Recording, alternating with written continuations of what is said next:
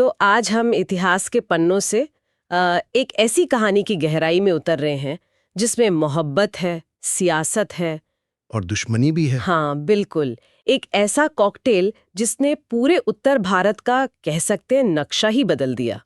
हम बात कर रहे हैं 12वीं सदी के दो सबसे शक्तिशाली राजपूत राजाओं की, दिल्ली और अजमेर के शासक पृथ्वीराज चौहान और कन्नौज के राजा जयचंद राठौर। हमारे पास जो स्रोत है वे एक ऐसी तस्वीर पेश करते हैं जहां एक राजकुमारी के लिए प्यार दो राजाओं के बीच दरार डाल देता है, और वो दरार इतनी गहरी हो जाती है कि बाहरी ताकतों को हिंदुस्तान में आने का रास्ता मिल जाता है। बिल्कुल। तो सवाल ये है कि क्या ये सिर्फ एक प्रेम कहानी थी जिसका अंत दुखद हुआ, या फिर ये सत्ता और अभिमान का एक बहुत बड़ा सोचा समझा खेल था? यही अब से बड़ा सवाल है। और देखिए, ये समझना बहुत जरूरी है कि ये कहानी सिर्फ पृथ्वीराज और जयचंद की नहीं है। अच्छा?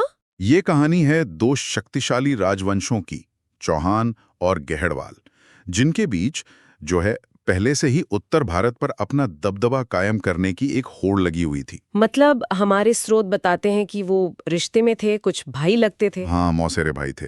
लेकिन उस दौर में राजनीतिक महत्वाकांक्षाएं किसी भी रिश्ते से कह सकते हैं बड़ी होती थी। तो मतलब संयोगिता की कहानी में आने से पहले ही माहौल में तनाव था। तनाव से कहीं ज्यादा। उस दौर में एक तरह का पावर वैक्यूम था। हर बड़ा राजा चक्रवर्ती सम्राट यानी राजाओं का राजा बनने का सपना देख रहा था। जयचंद जो थे वो कन्नौज के एक पुराने और अमीर साम्राज्य के शासक थे, तो वो खुद को इस पद का स्वाभाविक दावेदार मानते थे। और दूसरी तरफ थे पृथ्वीराज चौहान। हाँ, एक युवा, आक्रामक और बेहद कामयाब योद्धा। उनकी लगातार जीत और बढ़ती शोहरत, जिसे हम आज की भाषा में ब्रांड वैल्यू कह सकते हैं, वो जयचंद को सीधे तौर पर चुनौती दे रही थी। तो जमीन पहले से ही तैयार थी, बस एक चिंगारी की जरूरत थी। और वो चिंगारी बनी जयचंद की बेटी संयोगिता।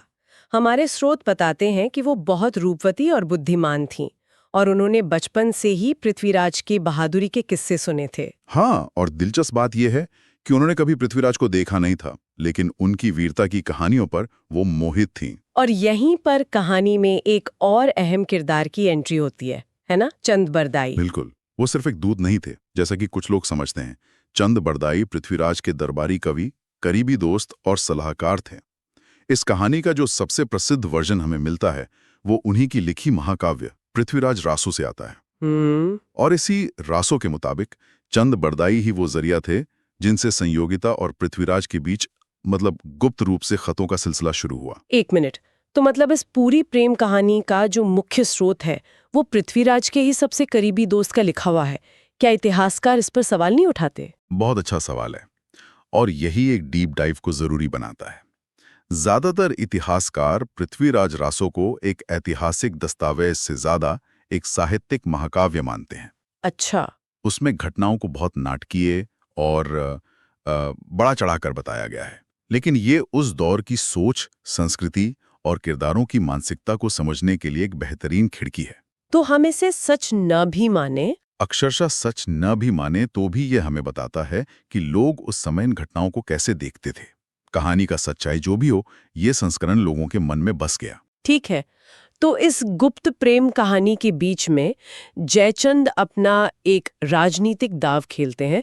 उन्होंने संयोगिता के लिए एक भव्य स्वयंवर का आयोजन किया। हाँ, लेकिन ये सिर्फ एक स्वयंवर नहीं था, ये जयचंद का पावर प्रोजेक्शन का एक तरीका था।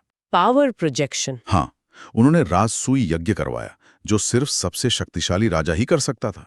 उन्होंने देश विदेश के सैकड़ों राजकुमारों को बुलाया, लेकिन जानबूझकर पृथ्वीराज चौहान को निमंत्रण नहीं भेजा। इंतजार कीजिए, उन्होंने सिर्फ निमंत्रण नहीं भेजा या कुछ और भी किया? मैंने सुना है कि अपमान इससे भी बड़ा था। बिल्कुल, ये सिर्फ एक भूल नहीं थी, ये एक सोचा समझा सार्वजनिक अपमान था। पृथ्वीराज रासो के अनुसार जयचंद ने पृथ्वीराज को नीचा दिखाने के लिए उनकी एक मूर्ति बनवाई और उसे अपने दरबार के दरवाजे पर द्वारपाल यानी दरबान की जगह पर खड़ा कर दिया। मतलब संदेश साफ था। संदेश बिल्कुल साफ था, दिल्ली का राजा मेरे दरबार का दरबान बनने के लायक है। ये एक ऐसा अपमान था जिसे कोई भी स्वाभिमानी राजा बर्दाश्त नहीं कर सकता था। ये तो हद से ज्यादा भड़काने वाली बात है। तो फिर स्वयंवर का दिन क्या हुआ? वो सीन तो किसी फिल्म की तरह लगता है। एकदम। संयोगिता एक एक करके सभी राजकुमारों को अस्वीकार करती हुई आगे बढ़ती हैं।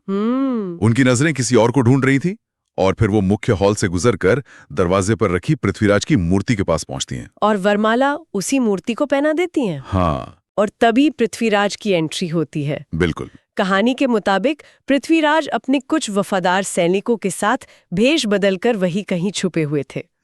जैसे ही सहयोगिता ने माला मूर्ति को पहनाई, पृथ्वीराज सामने आए, सहयोगिता को अपने घोड़े पर बिठाया और भरी सभा के सामने से उन्हें दिल्ली ले गए। और जयचंद और उनके मेहमान राजा देखते रह गए। बस देखते रह गए। चलिए इस पल को थोड़ा रोक कर समझते हैं। एक प्रेम कहानी के नजरिए से देखें तो ये बहुत वीर और रोमांटिक लगता है, लेकिन अगर हम एक राजा के नजरिए से देखें तो क्या ये पृथ्वीराज की तरफ से एक बहुत बड़ी राजनीतिक भूल थी? सही पकड़ा आपने। उन्होंने लड़की तो जीत ली, लेकिन अपने ही घर के पास एक बहुत ताकतवर दुश्मन बना लिया। ये इस कहानी का सबसे अहम मोड़ है। ये एक स्ट्रैटेजिक ब्लंडर था। पृथ्वीराज ने अपने शौर्य और प्रेम को प्राथमिकता दी, लेकिन उन्होंने इसके राजनीतिक परिणामों को, कह सकते हैं, नजरअंदाज कर दिया। इस एक घटना ने जयचंद को व्यक्तिगत और राजनीतिक दोनों स्तर पर तोड़ दिया। मतलब ये सिर्फ बेटी के अपहरण का मामला नहीं था? बिल्कुल नहीं। ये जयचंद की सत्ता, उनके अहंकार और उनकी प्रतिष्ठा पर सीधा हमला था, वो भी उस मंच पर जो उन्होंने खुद इतने बड़े पैमाने पर आयोजित किया था। तो इसके बाद जयचंद का क्या रिएक्शन था? जाहिर है वो चुप तो नहीं बैठे होंगे। चुप बैठना तो दूर की बात है, वो आग बबूला हो गए। स्रोत बताते हैं कि उन्होंने बदला लेने की कसम खाई। इसके बाद चौहान और गहड़वाल सेनाओं के बीच कई छोटी बड़ी लड़ाइयां हुईं। अच्छा। पृथ्वीराज ने उनमें से ज्यादातर में जयचंद को हराया, लेकिन हर लड़ाई दोनों राज्यों को कमजोर कर रही थी। उनके सैनिक, उनके संसाधन, उनकी ऊर्जा एक दूसरे से लड़ने में ही खत्म हो रही थी। हाँ, वो एक ऐसी लड़ाई लड़ रहे थे जिसमें जीतने वाला भी आखिर में हार ही रहा था। और जब घर के अंदर ही ऐसी लड़ाई चल रही हो तो बाहरी दुश्मनों को तो मौका मिलेगा ही। बिल्कुल। और वो बाहरी दुश्मन इंतजार कर रहा था मोहम्मद गौरी। ठीक कहा। मोहम्मद गौरी पहले भी तराइन की पहली लड़ाई में पृथ्वीराज से बुरी तरह हार चुका था और मौके की तलाश में था।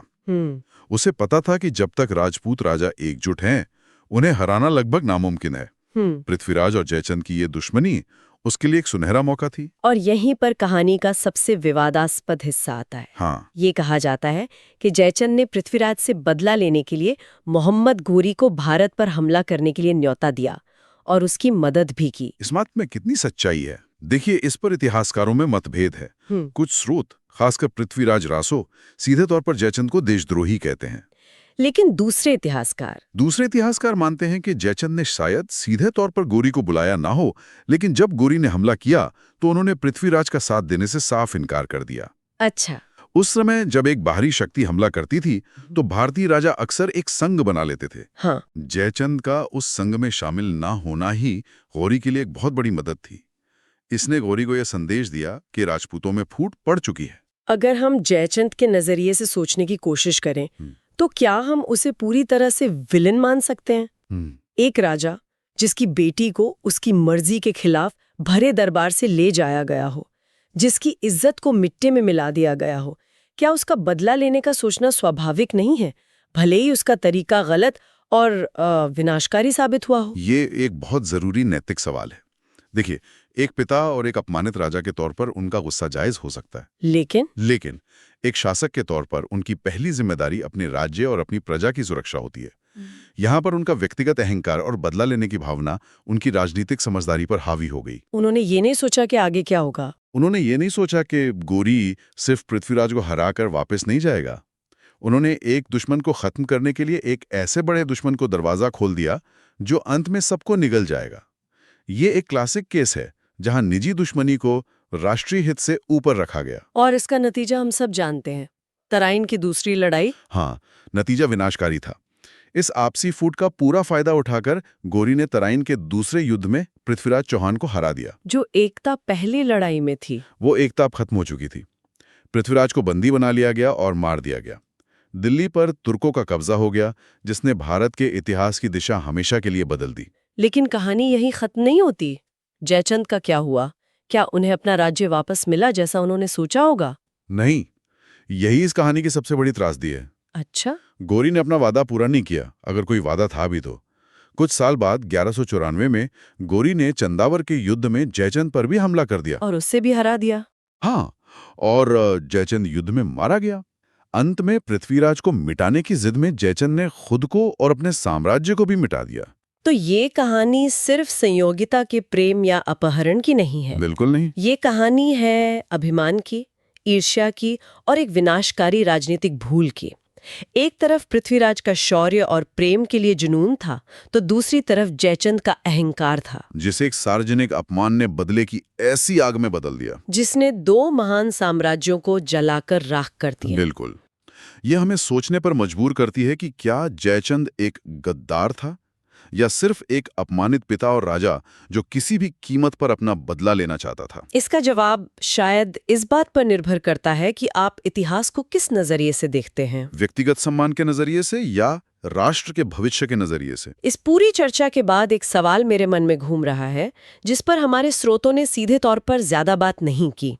इस पूरी कहानी में जिसके नाम पर ये सब कुछ हुआ, उस संयोगिता की अपनी क्या भूमिका थी? ये एक शानदार सवाल है। मतलब क्या वो केवल घटनाओं की एक मूक वजह थी, एक खूबसूरत राजकुमारी जिसके चलते ये सब हुआ, या फिर वो अपने भाग्य का फैसला खुद करने वाली एक नायिका थी जिसने पितृसत्ता और राजनीतिक मजबूरियों को चुनौती देते हुए अपने प्रेम को चुना, भले ही उसे पता हो कि इसके नतीजे 2 साम्राज्यों के भविष्य को दांव पर लगा सकते हैं। उसकी आवाज इस कहानी में कहीं खो गई है। हाँ, और ये हमें सोचने के लिए एक बहुत ही दिलचस्प पहलू देता है